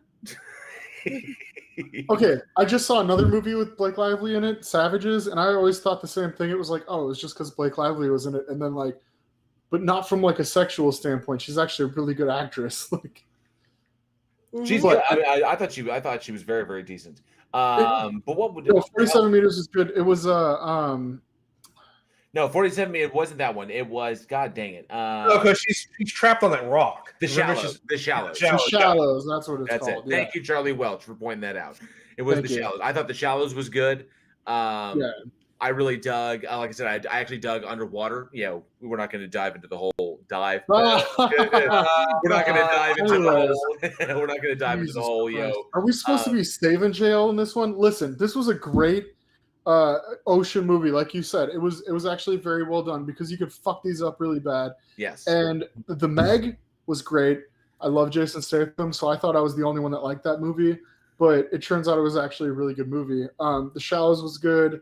47 meters was good, and then there's not really much more before that, honestly, and this movie actually really holds up as a very good ocean movie. It's hard to do because you only get really one scene, and that's the boat in the ocean. You don't get much to fuck with there, and it's very hard to move out of the natural, oh, I'm scared because I can't see what's below me, but to actually amplify that into a way that can terrify. Because when you're in the ocean, it's scary. That's natural. But you need to be able to amplify that into terrifying to make a good scary movie. And this movie does that very well, for sure. Yeah, it really does, because just the location itself isn't scary enough. You always have to have rampant. It has to be something that adds on top of it. Because, I mean, you take a location like the desert or something like that. It's like, okay, it's neat, but you always have to ramp something up. Another example would be like The Thing in Antarctica. Yeah, exactly. Where, the cold does play a part. Isolation horror. Now, the ocean could be a device to get that isolation. Now, that could be a really interesting part. Because it's interesting you bring that up, because that was a key component. There was a zombie film called "It Stains the Sands Red." And, yes, we covered that, and we did. And the big part of, I mean, obviously it's a zombie movie, but the big part of that is she's stranded in the desert, and she's with zombie on the with no supplies, with no fucking. So and that in itself makes it, obviously, if you're in the desert and you've got no supplies, no fucking water, you're in a bad fucking way. You're stranded in the middle of the fucking ocean. You're in a bad fucking way. And it's movies like this. Who was it? Dark Steve said it's movies like these as to why I have a deep-seated fear of the ocean. Seriously. And Gavlar the Hand of Zod brings up Deep Rising. Absolutely. Yeah. Definitely. But I enjoyed this. I really did. I enjoyed it more than I think a lot of other. I wasn't a huge fan of Underwater. I thought Underwater was okay. But oh my God, Charlie Welch, you have 3 megalodon teeth? It's very cool. That's actually really cool. Super random. That was probably not good for post, but that's actually super fucking. I'm jealous. How do I come about one of them? Or one of these up for sale, maybe. I mean, where do I find those? Oh, Peach says Tremors is the desert horror film. Tremors is the desert dark comedy film. Tremors is amazing. One thing that was, I mean, obviously this will hit a lot of people when they watch it. This film feels very, very, very timely. well, obviously, we've all gone through lockdowns. We're going through the pandemic. It's absolutely fucking crazy. And of course, being stuck in, a lot of people stuck in their homes for extended periods of time, working from home, not being able to go anywhere or going places very, very limited. For one, I can't really identify with that because I was labeled essential, so I never missed a day of work during the whole thing. But I know a lot of people did. So I know that Eugene was stuck in places. It's the same with Alex, was stuck in places a lot. Oh yeah, Mr. Lord says humanoids from the deep. Absolutely, another really, really good one. I imagine that this. I would imagine this is very much what it was like, being stuck in one location, unable to interact with people because for fear that you might be exposed, having to isolate or quarantine for upwards of 2 weeks. And this movie wasn't 2 weeks, obviously, but having to deal with shit like this. And of course, you're stuck on a boat, you're in close proximity to each other, the rampant fucking paranoia that, what isolate, the idea of what sea fever, that's the concept, is very similar to cabin fever in that respect. And then of course, people just start turning on each other and, accusing people of shit or saying, oh, they're infected, she's infected. And then, but you never know until your eyeballs burst out of your fucking head, whether or not someone really is gonna, that scene actually kind of got me a little bit. I don't like shit with people's eyes. Shit happening with people's eyes is fucked up. Basket got me really bad with that. Well, because on top of that, the scary thing is being infected, because it's one thing to go up against a monster where you can fight and you can shoot and kill a monster also, but when it's something inside of your body, that's always something that's scary, because it's like it's inside your body and there's nothing you can do about it at all. It's like you don't want to be infected, so you don't want to be treated like you're infected, and you're scared of that you could already have it, you're scared of getting it, and you can see everybody just start to break down because everybody's scared. You don't know. It's scary. And it absolutely is. And I am myself as well. I can relate with Dark Steve. I have a kind of fear of the ocean, and just, whenever I'm a decent swimmer, but whenever I get out there, you very quickly realize that you're not supposed to be in the water. That it's not your territory. You're the odd one out. And then some things out there will make quick lunch of you. But of course, it also plays into it. It's very, very real that a lot of the ocean is unexplored, and playing on that fear is fantastic. I love that. The vast majority of the ocean, we have no idea what's down there. It's I think over 75% of it is still, or maybe 6%, I don't know what the percentage is still vastly unexplored. It's a lot. It's a lot. Yes. Yes. Water everywhere, and not a drop to drink. This is true.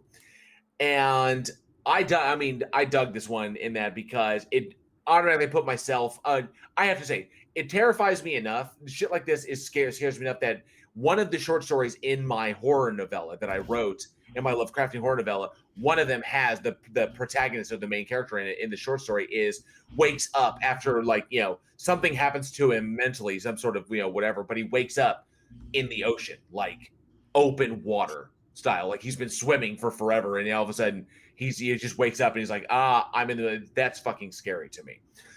And then of course the acting was decent. I really enjoyed it. Oh, the acting was good. I liked the Gray Scott. I like Connie Nielsen. I thought it kind of blew my mind when she just kind of fucked off. She's like, deuce on this bullshit. But yeah, it was a well-crafted, good cinematography and sharply directed little horror thriller with some good little surprise moments. I did. I really enjoyed it. It's definitely something that you should go and check out. It definitely was just another, boat scary virus movie, but it was well done. Definitely flew under the radar. I think it didn't get the update. Maybe it was because of the kind of subject material. People have been in lockdown so long, they don't want to, or people have been dealing with shit. They don't want to watch a movie about people being stuck in shit.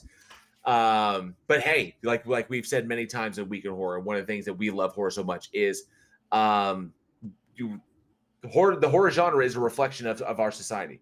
That's what it does. Exactly. Scare me about real life shit. We'll look. I mean, if anybody who digs horror films will look back on this and say, "Oh, I remember what was going on when this movie came out," because the movie was actually, I think, began production in 2019, and then dropped in 2020. So this is kind of the way it is. People deal with this shit, and then this is how we deal with it. And I dig it for that. I dig it a lot for that reason. Is because this is one of those films that we'll watch to kind of alleviate ourselves of the shit that we're feeling. So yeah, and I think we're gonna see that a lot with 2020 releases and 2021, where because of the craziness that was going on, I bet you so many movies have flown under the radar. That because it's like, well, theaters pulled out, marketing pulled out, but we got to release something, so it may just go on the streaming services.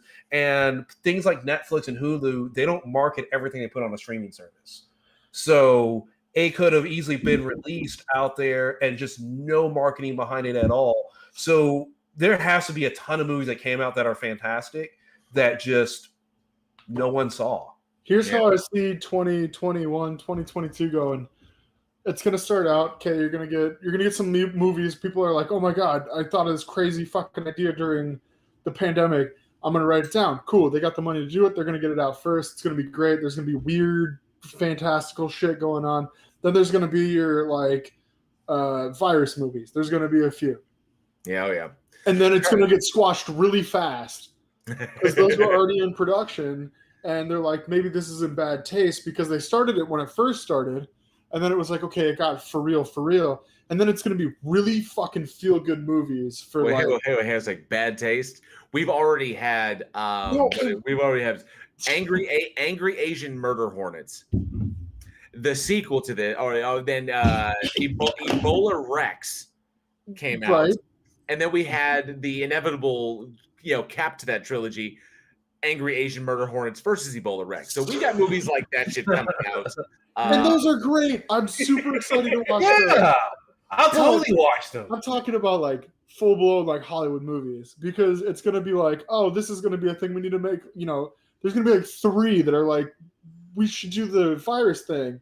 And then they're like, man, this lasted longer than we thought it was going to. Maybe this isn't a good idea. And then it's going to be like, everybody should feel good about everything. And then I want to see what's after that. So probably 2023. I think it's going to be one of those, right now, Hollywood is looking for films that are fantastical, broad in scope, so that people can escape the virus. They can escape being locked in their homes and quarantine, all this other kind of stuff. So it's going to be like these big grand scape films. And then after a couple of years of that, then people kind of start doing films about the quarantine, all that other kind of stuff. So people go, oh, I can reminisce 5 years ago what happened, and then a couple of those will come out, and then that's a good point. 5 years from now, I killed somebody during quarantine, and this is how I hid their body. No, we all know that the next one's going to come within 5 years, and it will be spiders. Why? Yeah. All right. So Charlie Wells says he had a moment in Florida when he was 12. Something slammed him so hard his knees slammed together. Scariest thing ever. I had a moment like that when I vacationed in Florida. I was in Fort Myers, and I was out there in the ocean, and I was swimming, and I kicked something. I don't know what I kicked, but I was out of that water so fucking fast, and I wasn't that far from shore. But I kicked something. My foot hit something. That's where they hang out. My wife, Angela, my wife was like, it was probably a fish. She was like, yeah, a really big fucking fish. Welcome to the ocean, you bitch. Welcome to the ocean. Jesus. I was just there for my honeymoon. I was down in the Keys. We were in the ocean, and then we found out that 3 tagged great whites were hanging out half a mile, not even, from where we were. And it was like I was in that ocean all day long. Cool. They don't fuck with me. It's taken me fucking 30 years to get over a fear of the ocean. But just the beach part, no. Just walking out 10 feet into the ocean, I can do that They're now. Coming to get you, Alex. They are, seriously. I stepped on a horseshoe crab when I was young, and it fucked me up mentally for the rest of my life. Seriously, it was terrifying. I stepped on a kabuto. Did you say horseshoe crab? Yeah. That's like the size of a $50. A horseshoe crab? No, He was horseshoe really crabs. young. Johnny, horseshoe crabs get big. They're huge. Shut up, JL. We're fucking with him. What the fuck's the matter with you? No, I you're thought not. you I'm not that drunk. Get the fuck outta legitimately did. here. I thought you legitimately didn't know. I know what a horseshoe crab is. Jesus Anyways. Christ. So I stepped on a horseshoe crab and fucked me up. There was a point to that story. Oh yeah, when we were in the Keys, then we get into a kayak to go on our kayak thing. The kayak tour lady is like, "Oh, and there's a shark. Oh, and there's another shark. And there's another shark." And I was like, "We were just here yesterday." Okay.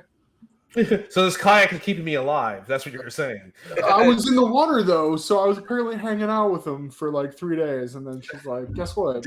Don't worry, Charlie Welch. It's a bit of a guilty pleasure for me as well. He says Charlie Welch says he got so bored today he watched Waterworld.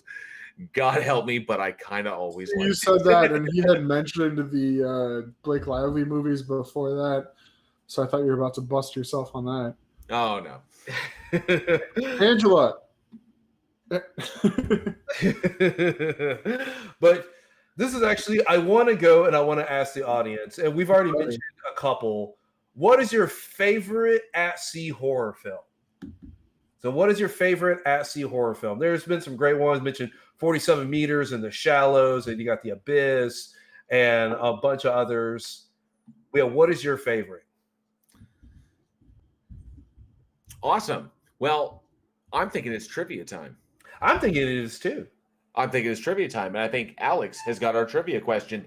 The prize that we're giving away tonight is I have it ordered, is a Blu-ray copy of Silent Hill.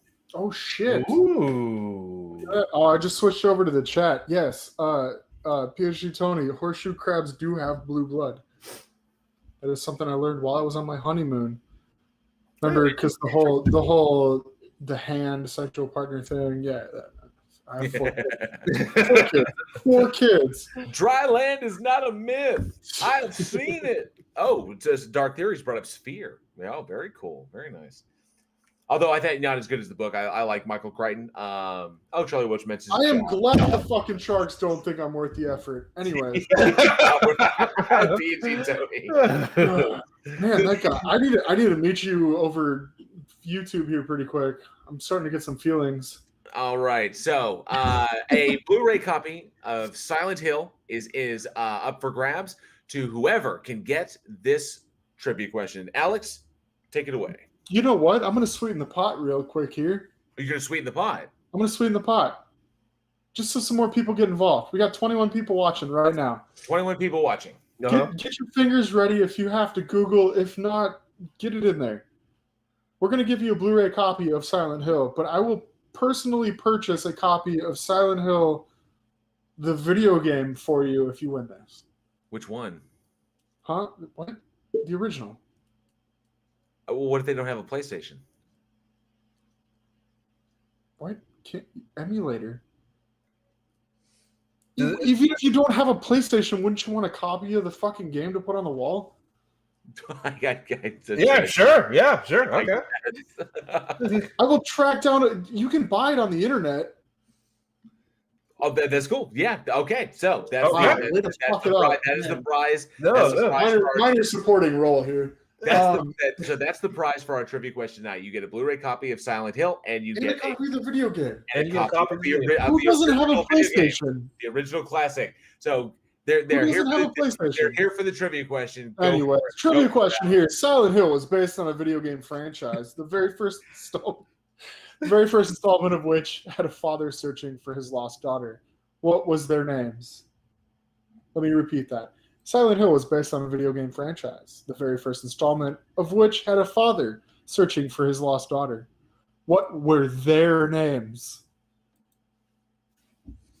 You have to get both. Jesus Christ, the video games are still out there. Like, I still have a PlayStation. I would love a copy of that game. Don't take so much offense. Fuck. God. Sorry, I've been getting bad. I didn't know they had a all copy night in our goddamn chat. Is there a copy of Steam or something like that? Yes. Okay. Give it via Steam. Yeah. It's or buy him whatever the fuck you want to buy him. They're fucking expensive. That was like a whole. They're expensive. Unfortunately, Charlie Welch, that was the name. That was the family name in the movie.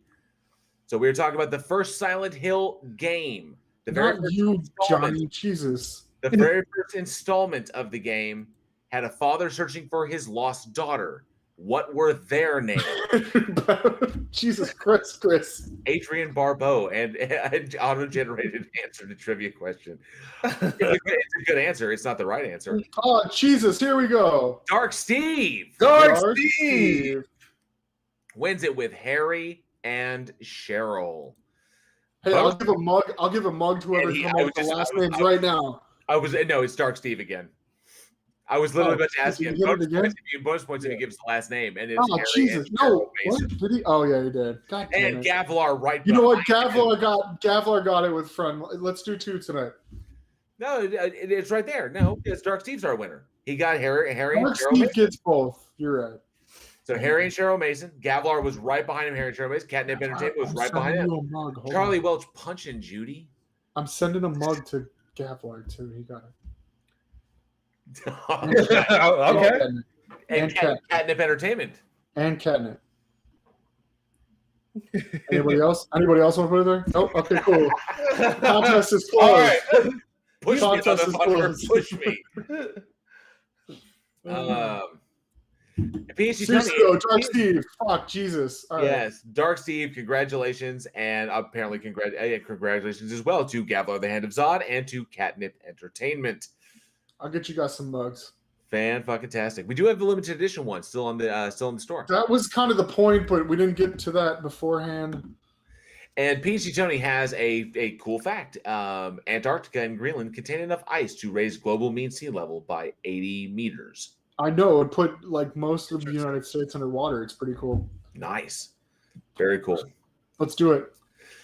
All right. And of course, Charlie Welch's pain meds have officially wade into the conversation. Well, fantastic! Congratulations to our trivia winners. We will get you your prizes ASAP. That is a Blu-ray. So I'm going to handle mine. That's a Blu-ray copy to Dark Steve. Who do I owe stuff to?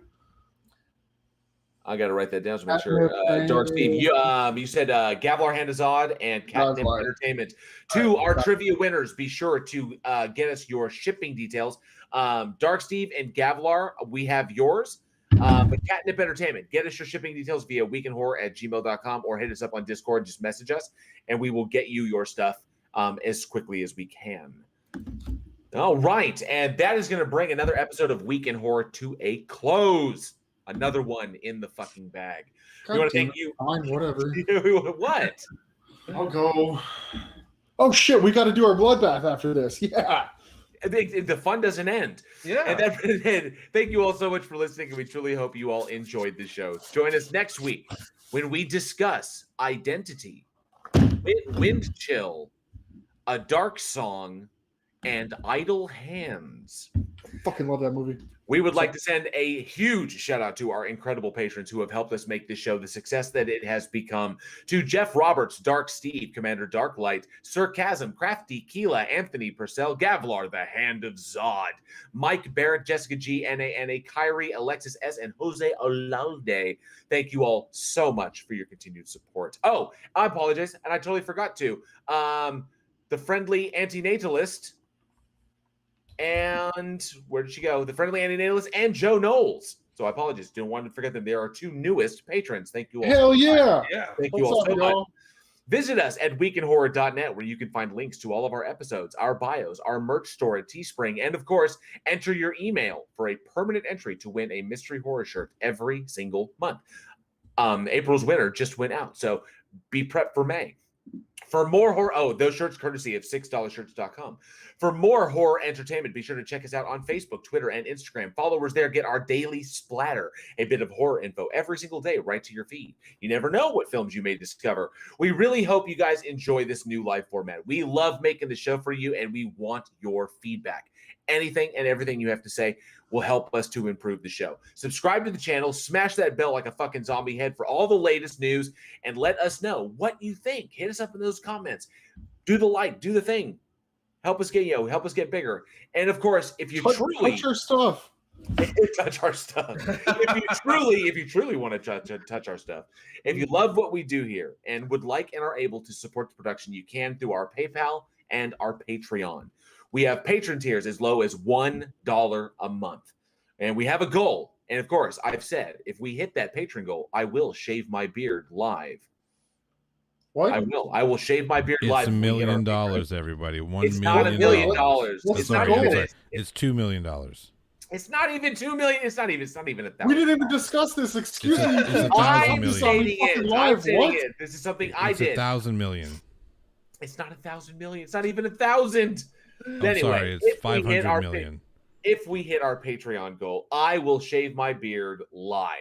You haven't done that since we quit the fucking job. That was I know, right? We won't even What? recognize you anymore. So, like I said, we have patron tiers as low as $1 a month. You can help us Shit, get there. We fucking also do have that. bonus. We have bonus and exclusive content for our other tiers and horror films every What's our month that highest we tier? ship directly to you. Shipping $100. times have been so sucky as of recent, and I hope that our recent batch is getting to our listeners right now. So I will keep track of those. Links to everything, including our Discord community, where you can find film recommendations, trailer, trivia games, watch movies with us, and interact directly with us, are all below in the description. Now, we know that these are trying times. Things are extremely tight. And as always, simply liking, sharing the show to your local horror community or the people that you know love horror is always the absolute best way to help us continue to grow. We appreciate each and every single one of you for your continued listenership. I am JL. I'm Eugene. And I'm Alex most of the time. Johnny's in the back kicking ass. Yeah, buddy. We will see you all next week. And as always, stay scared.